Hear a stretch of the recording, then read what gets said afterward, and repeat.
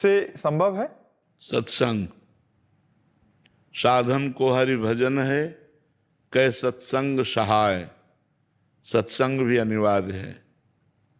मति कीरति गति भूति भलाई, जब जेहि जतन जहाँ जे पाई। सो जानो सत्संग प्रभाऊ, लोकों वेद न आन पाओ। अगर सत्संग नहीं है तो नाम जप में उत्साह ही नहीं बनेगा।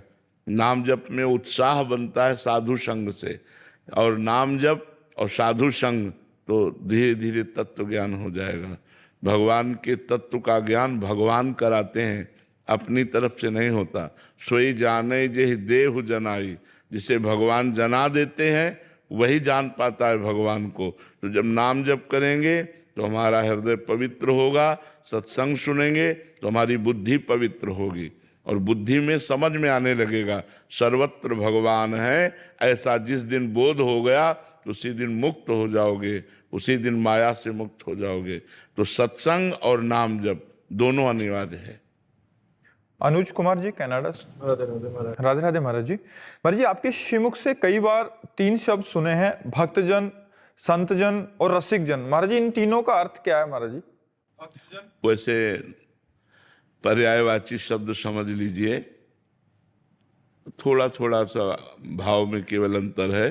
नहीं, जैसे जल है, वारी है, तोय है, तो उसी हम पानी को ही तो कह रहे हैं। ऐसे ही जिनका संबंध भगवान से है वही यही सब है, चाहे संत कहो, चाहे भक्त कहो, चाहे रसिक कहो। अब भक्त वो भगवान से प्यार करता है। भगवान सदैश्वर्य भगवान, ऐश्वर्यशाली भगवान, जो उत्पत्तिम च विनाशम च भूतानामा गतिम गतिम वेति विद्याम अविद्याम च सष्टारो भगवान इति। जो उत्पत्ति, विनाश, गति, अगति, विद्या, अविद्या सबका स्वामी है। वो ज्ञान, ऐश्वर्य, वैराग्य, श्री सबका स्वामी है वो भगवान। मैं भक्त, भगवान मेरे स्वामी। भक्त का ये संबंध। संत जो समदर्शी हो चुका है, जिसमें दूसरे के द्वारा किए हुए अपमान के बदले में हित करने की भावना आ गई है। वो अपमान कर रहा है और वो उसका हित कर रहा है।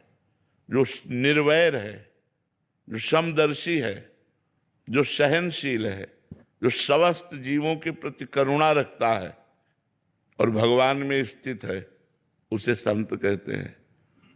रसिक जो लाडली लाल, यहाँ भगवत्ता नहीं है, यहाँ प्रेम का स्वरूप है।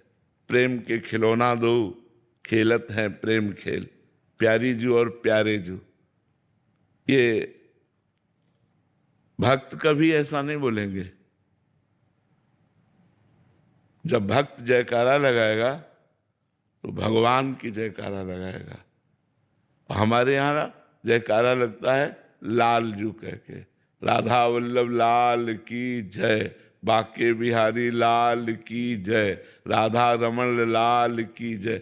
ऐसा नहीं कहा जाएगा कि राधा रमण भगवान की जय, नहीं कहा जाएगा। रसिक जन भगवान की भगवत्ता का विस्मरण करके उनके साथ प्रेम खेल खेलते हैं।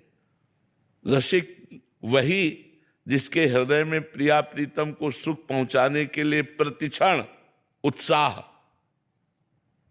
भक्त है तो भक्त 4 प्रकार के हैं। एक अपनी संकट निवृत्ति के लिए भक्ति करता है, एक भगवान से धन प्राप्ति की चाह रखता है, एक भगवान को जानना चाहता है, और एक भगवान को जान गया है। 4 प्रकार के भक्त बताए गए। जैसे तो रसिक वही केवल है जो केवल प्रिया प्रीतम को सुख पहुंचाना चाहता है, जो प्रभु को सुख पहुंचाना चाहता है।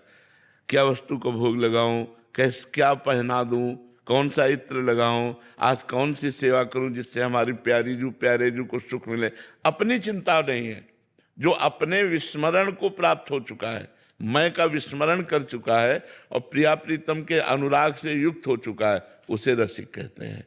और जो मैं सहित भगवान की शरण में चला गया है उसे भक्त कहते हैं।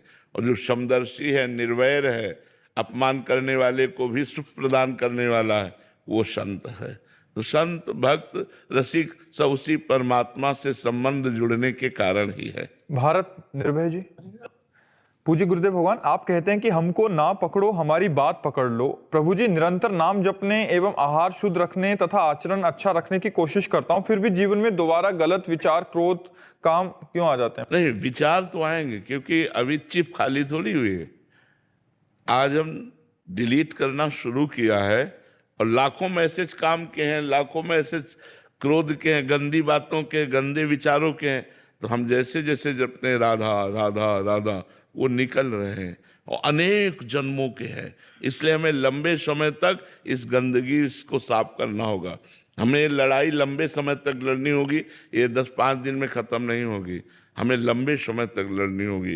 राधा राधा राधा राधा, धैर्य पूर्वक चलें तो ये गंदे विचार आ नहीं रहे, ये गंदे विचार जा रहे हैं। जो हमारे मन में भरे हुए हैं वो जा रहे हैं, हमें ऐसा सोचना चाहिए। बिल्कुल घबराने की जरूरत नहीं है। बस अच्छा भोजन, पवित्र और अच्छे आचरणों को संभालते रहो तो धीरे धीरे मन निर्मल होने लगेगा। निर्मल कैसे होगा? जब हम कपड़ा धोते तो गंदगी दिखाई देती है कि नहीं? जब हम झाड़ू लगाते हैं तो गंदगी दिखाई देती है कि नहीं? ऐसे मन में झाड़ू लग रही है, अब मन निर्मल हो रहा है तो गंदगी वो सब दिखाई देती है। आप देखो, भजन में जब बैठते हो तब ज्यादा मन चंचल होता है। भजन में जब बैठते हो तो ज्यादा प्रपंच की गंदी बातें लाता है। और भजन ना करो तो ऐसा लगता है कि थोड़ा शांति सी है। और जहां भजन में बैठो तहां वो उद्दंडता शुरू कर देता है। वो उद्दंडता शुरू नहीं करता, उसकी भरी हुई उद्दंडता बाहर निकलती है। मन खाली होता है, क्योंकि भजन जो है वो अंदर सफाई कर रहा है तुम्हारे हृदय की।